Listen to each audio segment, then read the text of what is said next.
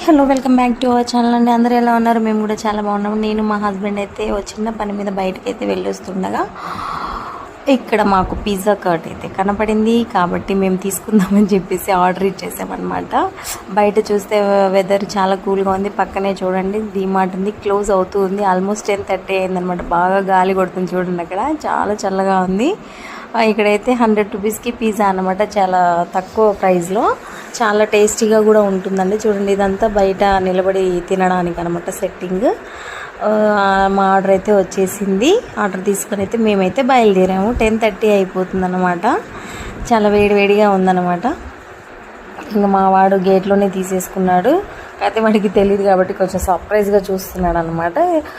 అది ఓపెన్ చేసి మేము తీసుకుంది అయితే చీజ్ అండ్ కార్న్ అనమాట, మొక్కజొన్న అండ్ చీజ్ అన్నమాట మేము తీసుకుంది.